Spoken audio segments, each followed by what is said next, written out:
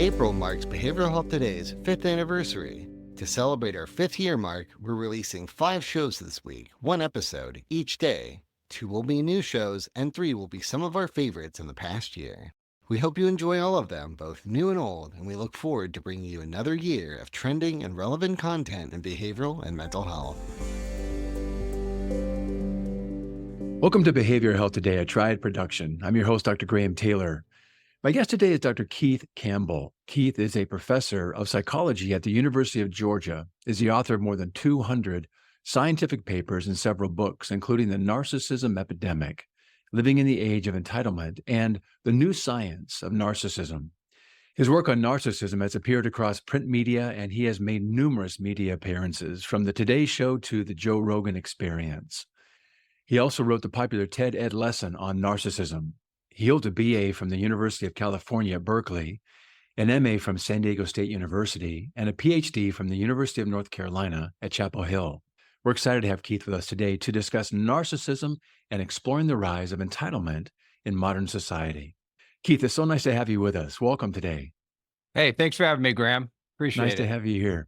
You know, this is a great topic, and I think it's, to be honest with you, a timely topic. And this word narcissism gets thrown around quite a bit, playfully, and sometimes in a way that kind of raises concerns, and we need to understand some things. But as we start out, give us kind of some misconceptions, common misconceptions about narcissism, as well as maybe kind of anchoring us today in this whole concept and the definition of what narcissism really is. Yeah. So narcissism, it became a very popular term in the last 5-10 years, especially when discussing your ex-boyfriend or, your favorite politician on the other side.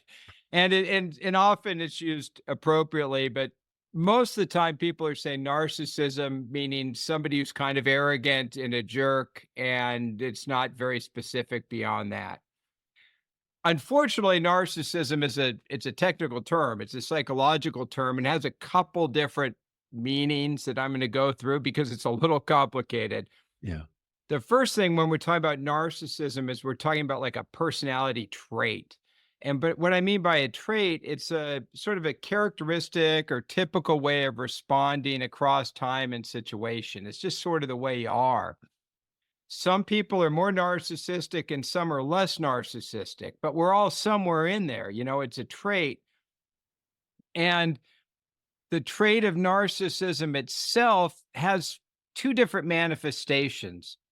What most of us are thinking about when we think about narcissism is what we might call grandiose narcissism. And this is this form of narcissism that has confidence, self-esteem, energy, self-promotion, extroversion, but also a sense of entitlement, a sense of self-importance, a sense of specialness. Sort of, I'm special, I'm important, but I'm also energetic and confident. And these are, you end up voting for people like this because you Yes, like we them when do. you first meet them and you end up dating them and things. And then there's another phase to this narcissism, which we don't see as much in the normal world, but if you're in the clinical world, you see a little more, which is this more vulnerable side of narcissism. This is a more defensive, lower self-esteem face of narcissism. And it's essentially somebody who thinks they're important and special and better than the other people, but also feels that they're not really confident dealing with people, that people are maybe slighting them or not paying sufficient attention to them. So it's a much more defensive. Mhm. And when you meet people who are more vulnerable, you might think, this person's a little depressed, but they won't seem narcissistic to you right away. So that's the trait of narcissism. But what makes it confusing is there is a clinical disorder or psychiatric disorder called narcissistic personality disorder, which is an extreme form of narcissism, which is, both grandiose, but maybe a little vulnerability, but it's extreme and inflexible, and it leads to what they call clinically significant impairment, which means a psychiatrist or other mental health professional says, Keith, your narcissism is interfering with your life and impairing you in your relationships, your ability to make decisions at work, your ability to regulate your emotions, or your ability to sort of think. So it has to be extreme to be narcissistic personality disorder. And that's pretty rare, 1%, 2% of the population at any time. So to answer your question, when we say Yeah. narcissism, most of us are talking about a personality Yeah. trait that's sort of high or low. Sometimes we're misinterpreting that to be a clinical disorder, which would be Yes. really extreme. And sometimes we're thinking about this more defensive, vulnerable condition, especially if we're in the more clinical literature. It's similar to somebody saying, I've got a friend who's depressed. Well, do you mean they're sort of sad? Or do you mean that they're clinically depressed and they should be hospitalized because they have a risk for suicide? Right. And we use the word depressed for both those things, the same with narcissism. Yeah. It kind of crosses a line. You know, Mhm. I think one of the common misconceptions is that narcissists, whether it's kind of a trait that's not clinical yet, and even those that become they cross that line and becomes Yeah. clinically significant, that they're doing it intentionally, or narcissism is something that someone chooses to be. Yes. Life doesn't seem to work like that necessarily. Most of our personalities we're kind of wired the way we're wired. If you look at let's say the behavioral genetics, the transmission of personality in families, put it that way. How does personality transfer through families? What you see is about 40%, let's say, is genetic. We're just kind of Mhm, wired to be a certain way. mhm. And then maybe 20% of that, these numbers fluctuate a little bit, but about maybe 10-20% is parenting. And the rest is just random culture. It's who we ended up hanging out with in high school, who we were, Right. buddies with, what we were exposed to in media. And so the way we end up with our narcissism or any other trait is going to be partly wiring, partly how we're raised. By the time we're 25 or, in our 20s and 30s, we get some choice over this. We can start to say, I don't like who I am. I want to be a different person. So there is a little bit of ability to change, but we don't select into our personalities. We more select out of them. We That's go, right. here's who I am. Yeah, this That's a isn't good working point. great. I want to Yeah. I want to be a little better or worse. Right. And what you see with people who are narcissistic is that sometimes they see problems with the narcissism. So it's not that they say, hey, this is the best. Sometimes they say, it kind of hurts my relationships a little bit. This is kind of a funny question, but is narcissism in any way adaptive to the person that's a narcissist or has the traits? What's Oh, the adaptive component to it? absolutely. Yeah. I really think of narcissism as a trade off. It has some benefits and has some costs. Mhm. Here's where narcissism benefits you. It benefits you when you meet people for the first time because you have social confidence. It benefits public performance. So doing this kind of thing, podcasting, if you're too arrogant, it's hard actually. But if I were on stage, being narcissistic really helps being on stage. It helps you Mhm. rise as a leader. It Yes. helps you get dates, Yeah. you know? So it has lots of benefits, but they're often in the short term. Yeah. Where the costs of narcissism come are in the formation and development of long-term relationships. So you're narcissistic, it might be great to start a relationship, but you're going to make a terrible husband. Yeah. Or it might be great for becoming a politician, but you're going to be a bit corrupt and easily manipulated. Or it's great for becoming a leader, but you're going to be a little bit risk-taking and self-centered in your leadership. Mhm. So it has short-term benefits to the narcissist, and the costs are usually in the longer term. And unfortunately, the people who suffer from narcissism are often the people in the narcissist's life: a spouse, a child, a Yeah. coworker, an employee. You know, it's a bit like addiction. You can be addicted to a drug and you go, hey, it's working great for me, but it's not working so great for my family. And narcissism can have some of that as well. What is a narcissist feeling on the inside? That's it's an interesting question, and it depends on the form of narcissism a little bit. What it looks like, and I'm going to say the data are just emerging here because this is getting these kind of data are hard. You've got to record people over time and get really high density measurements. What it looks like to me, though, is grandiose narcissism feels more about seeking rewards or opportunities to get esteem or status. So your day is thinking about yourself And then, hey, here's an opportunity for me to be a winner. I look at me, I look good. I look good in the mirror walking by that person. I look good at dinner. I got a good looking partner with me. I feel good in my car because it's an awesome car. So it's more about this positive emotion associated with status and esteem. That's or, I'm fighting somebody because they said my car wasn't good enough, or I feel a little bad because I've got my new cyber truck and a guy's got a Rivian and that's more expensive. And I feel a little bad, but mostly grandiose narcissism is positive affect or positive mood. And with vulnerability, it's a different story. It's much more about being defensive. And what that means is you're being vigilant for people that are threatening your ego. So you kind of wake up, you go, yeah, I'm an awesome person, but people are going to try to put me down today. So when I'm looking at my world, I'm going to say, oh, that person's criticizing me and that kind of hurts. And then maybe what I'll do because I feel bad is I'll fantasize about revenge. Oh, that person criticized my car. I'm going to get them one day. Oh, just you wait till I'm powerful and then I'm going to crush my enemies. So there's much more of the grandiose self-talk with vulnerability. Does that make sense in a weird way? It's imagine you feel bad, you want to feel better, you want to regulate your self-esteem. You're not socially confident like somebody grandiose. So what you do is you tell yourself stories. I'm going to get those people. People are going to see what an alpha male I am one day. People are going to respect me. So it's a much more defensive, vulnerable way of dealing with life. It's not a real fun way to live. Well, I was going to say on the outside, everybody thinks that the narcissist is kind of, that guy or sometimes that gal. Yeah. And man, they appear confident. On the inside, a lot of times they are the most fragile, kind of clay-feeted, Yeah. folks. And a lot of, one of the things that I oftentimes imagine is they're a bucket with a hole in it.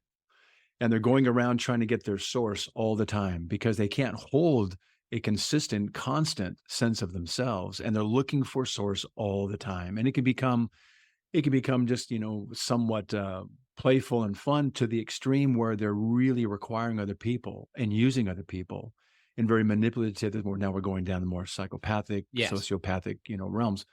But nonetheless, it's about trying to get their source to fill themselves Yes. up because they cannot hold that sense of esteem or, like you said, that status on Yeah. their own. Yes. I like that, the bucket with the hole. I sometimes use the metaphor of sharks. Like you just can't stop swimming. You've just got to keep going because with narcissism, because it's about being better than other people with grandiosity, you've always got every day you have a chance to lose. So every day you've got to go out there and prove yourself to feel that status, to fill up that, Yeah. that esteem, that sense of status, that sense of worth. If you stop doing it, you just start to sink. You're just not relevant anymore. Right. It's like being famous, it's like, what have you done for me lately? And if you haven't done anything, but with vulnerable narcissism, it's more like I've got a little tiny bit in the bucket and I'm going to protect the heck out of it. That's right. I'm not letting anyone get my water out of my bucket. So it's a little different. That said, when you look at people who are more grandiose narcissists, it's not typically that deep down they feel they're losers or empty or worthless. No. It's more that they need that fix. And if they don't have it, they're like, yeah, I'm a 10, but really, if I don't have my fix, I feel like I'm a 7. Well, you used that reference earlier of needing a mirror. Yeah. And growing up, they oftentimes don't in their parental caregiving relationships. They don't have a healthy mirror. And so they're going around in life not looking just to get their buckets filled up, but they're also looking for mirrored opportunities from other people by the way they present so they can continue to hold a sense and a vision and an image of themselves. So that is one model of narcissistic development is about appropriate mirroring, exactly like you say. And I'm spacing if this is Kernberg or Kohut, and I think I would put this as Kohut, but I mixed those two up, and I apologize to the psychoanalysts listening.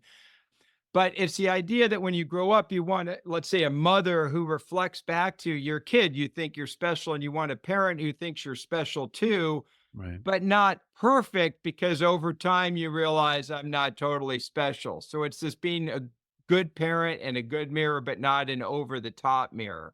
Yeah.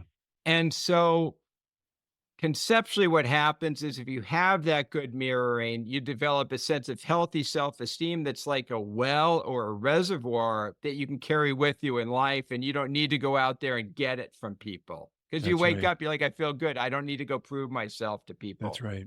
With narcissism, with the more grandiosity, you're out there trying to get that status and esteem all the time. Yeah. And if you're good looking and you're wealthy, you can pull it off pretty well. If you're famous, you can do it. If you're less attractive, if you grow old, which many of us do, and you're not as popular or not as attractive, it gets harder to be narcissistic. Yeah.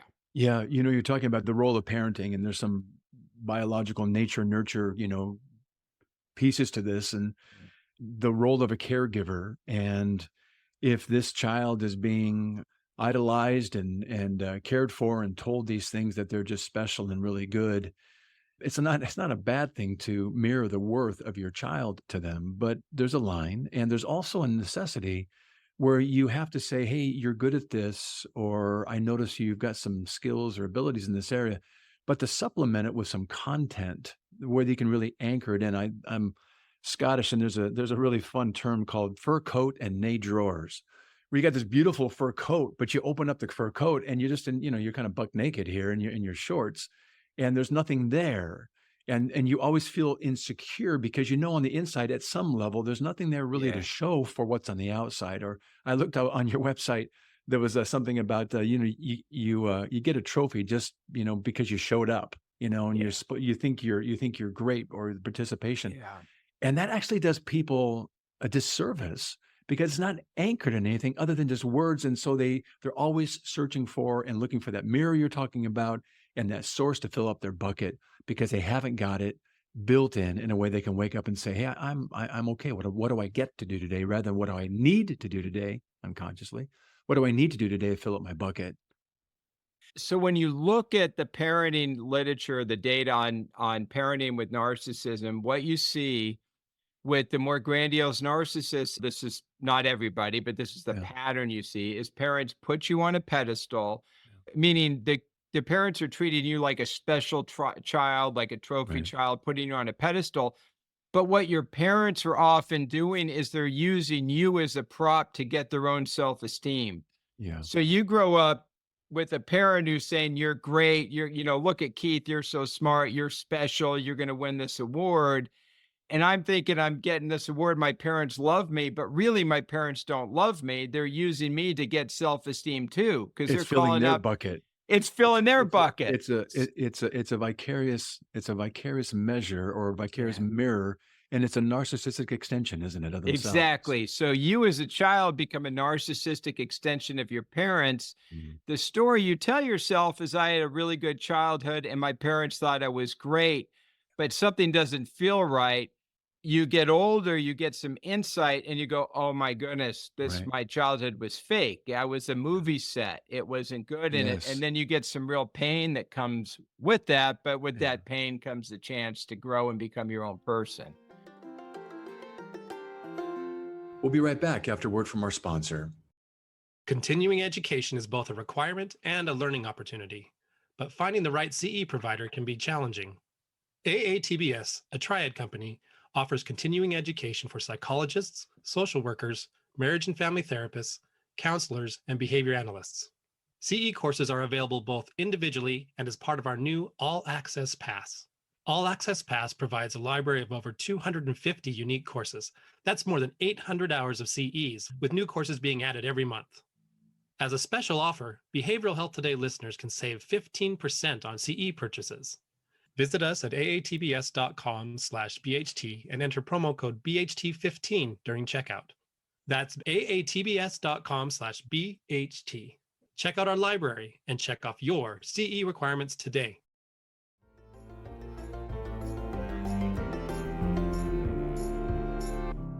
Yeah. That's so good. We're talking about the parental piece of this, and I'm going to get into a couple of the pieces here, and including your book in just a moment. But let's talk about our society right now. We're on our screens anywhere from 4 to 10 or 12 hours a day, if not more. The things that are being presented to us, the need for being liked in the social media. Talk about the role of social media, if you would, around It narcissism in our society. it's it's so complicated, and I've honestly been looking at social media and narcissism for like 15 years. I mean, it's Okay. almost since it started. It's crazy. When we first started looking at social media and narcissism, what we noticed and what you see is that people who are narcissistic, especially more grandiose, they like social media because it's an opportunity to self promote and connect with people. Yeah. So, if you look on Twitter or Instagram or Facebook or any of those sites, the people who are more narcissistic will have more friends, followers, or connections because partly that's extroversion, it's attention seeking, it's hey, this here's a chance for me to be a little bit of a celebrity. I'm Right. going to do it, right? Right. So social media has a high proportion of narcissism networked in there. That means when you go onto social media, what you see is a world that's more narcissistic than the actual world because the people putting out most of the stuff are a little more narcissistic. Doesn't mean everybody on social media is narcissistic, but that's where you get that pressure. Yeah. So my original thought was that, well, what we're going to see is this big increase in grandiose narcissism, and people start migrating more and more online, and they're going to have more and more opportunities to self promote. That didn't seem to happen after a point. It looks like, and I'm 2012, 2013, somewhere around there, we started seeing some more negative consequences of social media, especially for young girls, Mhm. because what was going on where there was a lot of social pressure and social comparison. So I Yes. get on social media and I've got my friends, saying, hey, check me out at the party in Dubai. How's your weekend going? And you go, oh my God, I'm home alone babysitting I again. suck. I suck. Right. Right. And then you add filters and things. And so I think, unfortunately, social media could have been a way for us to become all more grandiose. I think what's happened is we're seeing a lot more vulnerability now, Isn't a that lot, interesting? a lot more negativity, Yeah. especially again with young women, but we're seeing it with guys as well.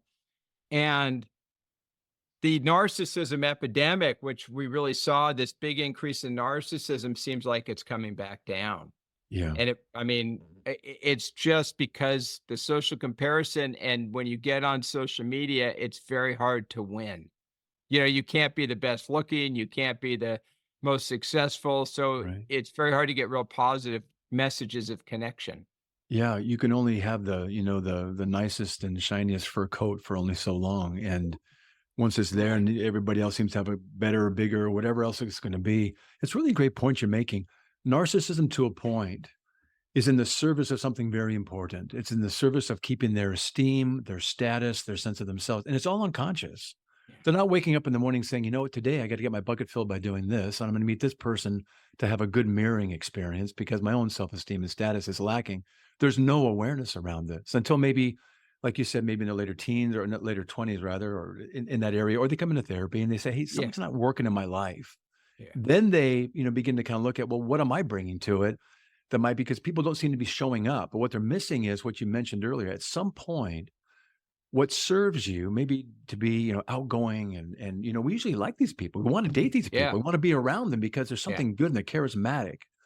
But there's a point where that gets crossed that's when the substance isn't there. And that's when some things get a little bit darker at times, a little bit more challenging. And isn't it interesting that what can start out like on social media with something that's maybe narcissistic comparison, all those things, actually turns dark at some point. It becomes with social media, like you said, we see the rise of depression, suicide, and anxiety Yeah. skyrocketing because of that. And there's a clear link to the social media piece of it. So the thing with narcissism is you wake up, this is what you're going to do. Yeah. You hook into people with relationships because you're charismatic, because you're likable. But the natural course of relationships is to go from something sort of shallow and fun to Yeah. something more deep and emotionally intimate and Yes. involving trust and mutual care. Yes. And what happens with narcissism is you get the narcissist gets the relationship, and instead of going, "Hey, this is a chance for me to have some mutual care and trust and support," they go, "Man, here's a chance for me to hook somebody in and exploit the hell out of them to boost my self-esteem. That's right. So I'm going to start. This is where the dark stuff comes in. This is where I Yes. start maybe manipulating somebody." Yeah. And then the person says, "I'm being manipulated." You go, "No, you're not. Are you crazy? I'm Right. totally normal." And this is what we call gaslighting these days, from Yes. the old movie or the play about changing the gaslights to make your wife crazy. Yeah. So you start becoming more manipulative in relationships. It's very easy to start a relationship with somebody narcissistic because of the charisma. Yeah. But once you're hooked into it, it can get hard to get out. What's really hard about that too is that, like you said, as you were beginning today, you know, these are good people, the ones that are kind of on the healthy side of narcissism, if you will, before it gets malignant and everything Yeah. else.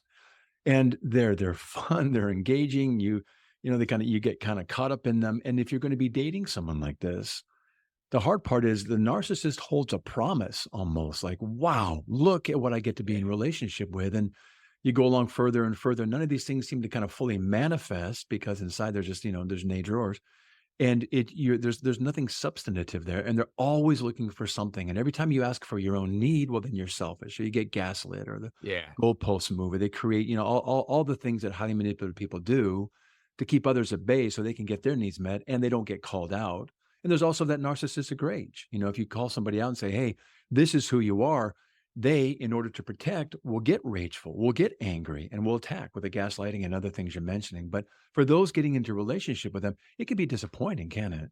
Oh, absolutely. Because I mean, I used to call this I still do call it the chocolate cake model. It's essentially, you give people a choice of food. You say you want chocolate cake or you want this healthy salad. And every time they pick the chocolate cake, and Right. you eat chocolate cake and you feel fabulous for 20 minutes and it's great. And then you That's feel right. sick and you hate yourself.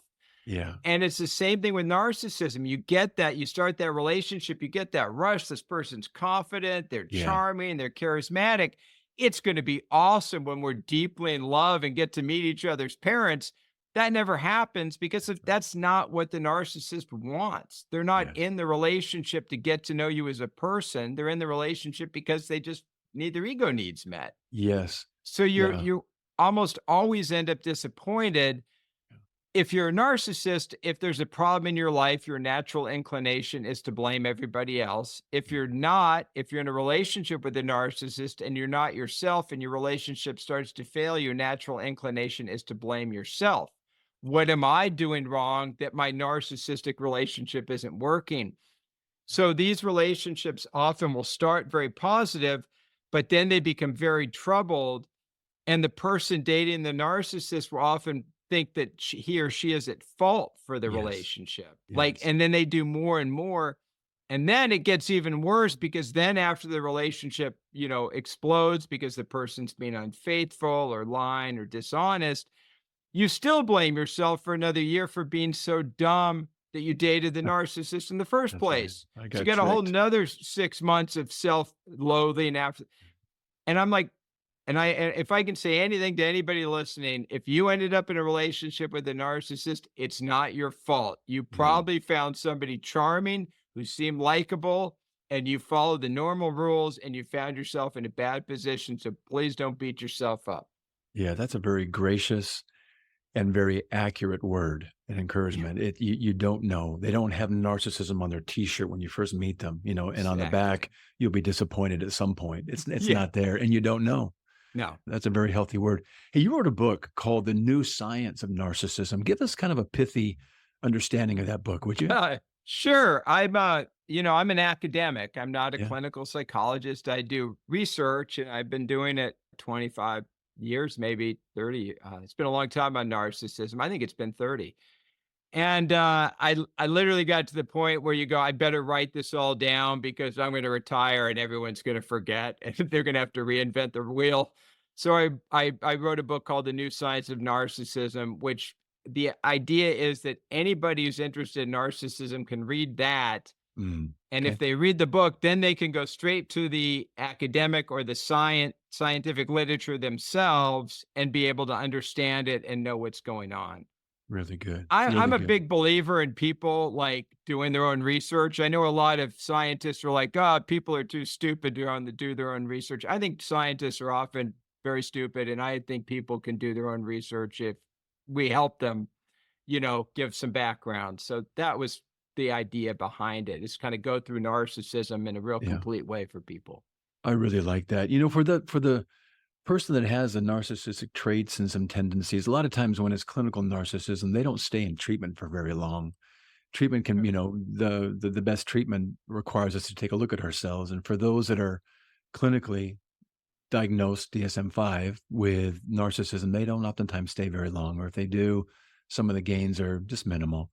But for those that have some narcissistic traits where, and characteristic traits where it's been in the service of something very important, but there's a malleability in there Yeah. where they're saying something not like you said at the beginning. I love what you said. My life is not working in the way that I want. I don't get to have any depth. I said that people having depth. Yeah. I want that. I have some insecurities that kicked up at times. When someone gives me feedback, I get kind of defensive and I don't want to be that way. So it's ego dystonic to some degree. And they want to shift. So they want to connect, let's say cultivate or kind of curate a healthier self-esteem and maybe a self-confidence that's really substantive. So when they open it for a coat, Yeah. there's some good stuff there. What would you say to those folks that are interested in kind of growing that aspect of themselves? Yeah. So I think the first thing to do is if you're sitting there going, "Yeah, my narcissism's an issue," it's hard to say, "I'm gonna change my narcissism." Right. It's much easier to say, Yeah. "My issue is, I have a sense of entitlement. I think things should go my way all the time, and that's caused me to be frustrated too much." Really Or, good. when I talk to people, I talk about myself a lot and I can't really form communication. Or whenever I do stuff, I feel like I need attention. I'm attention seeking. So there's something going on that find out what you're doing. And what you're doing is probably a way of regulating yourself, which is really a mouthful of words. You're doing something to feel a certain way. That's right. So, maybe you're entitled. So you're always yelling at people when you drive, like I do. And it makes you feel better in the short term. But over time, you're like, why am I angry all the time? I don't want to be Yes. this guy. So I would suggest identifying what is going on and then really focus on that in a very direct behavioral way. If you've got a sense of entitlement, practice gratitude every Yeah. day. Just every day, just, you're in Hawaii, look at the sunset, go, I can't believe I live here. I'm grateful to God. I'm grateful to my family, whoever, Yeah. whatever in the universe put me here. Thank you. If you're attention seeking, you always do things for attention. Go do stuff by yourself. Do things because you have joy. Do things because they give you intrinsic motivation or flow experiences. Go surfing in the morning with no one out and just see if you enjoy it and just learn to build joy in your own life just by doing things you think are cool. And then you don't need to find it from somebody because you learn to build it. If it's a relational issue, focus on compassion. Just Mm. focus on practicing listening to people. Do a compassion meditation. Practice helping somebody every day. Practice being kind for no reason. Like I'm talking very basic behavioral practices that you intentionally do for a significant period of time.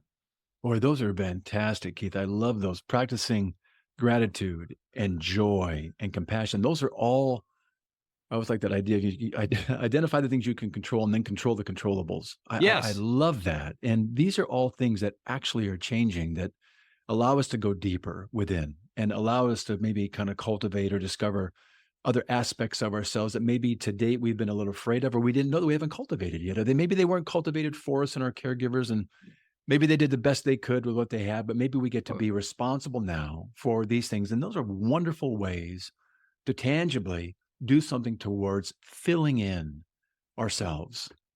oh, yeah.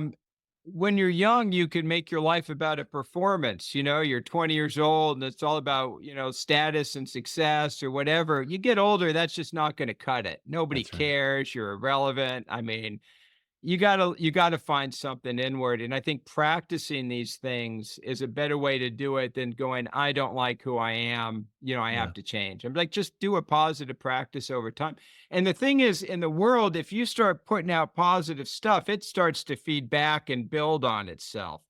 You're out there trying to be compassionate every day, and somebody's gonna notice, like, "Yeah, Keith's trying to be a nice guy," and they might be nice to you or give you some positive feedback. "Hey, you were real nice. I appreciated that."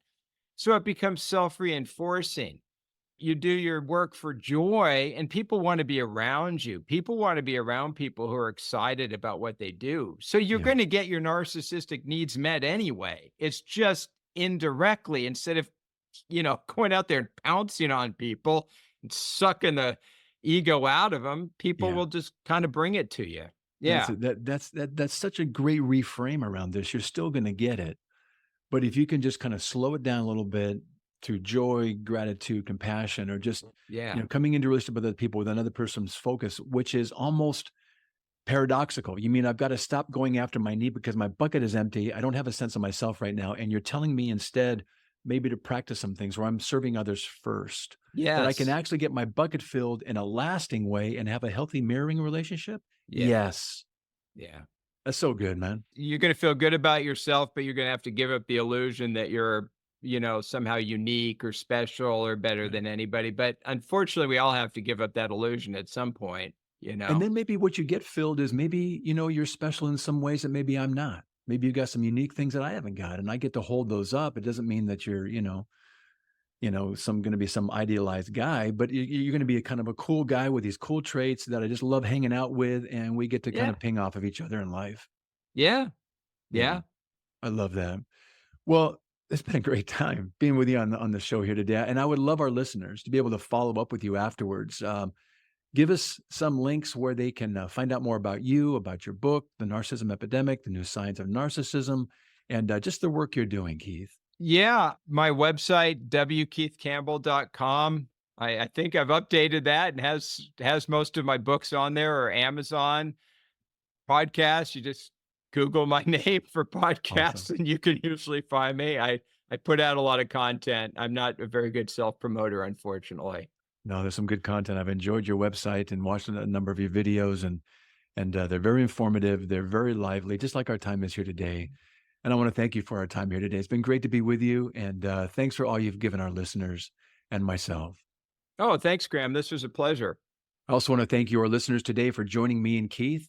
I also want to remind you that today's episode and an archive of all of our other podcasts and resource materials can be found on our webpage at triadhq.com/PhD. Thanks again for being with us on today's show, and we'll look forward to having you back with us next time on Behavioral Health Today. We appreciate all the support from our community, and if you like our show, one of the best ways you can support it is by giving us a 5-star rating and leaving a review. Behavioral Health Today is a podcast part of the Triad Behavioral Health Network, all rights reserved.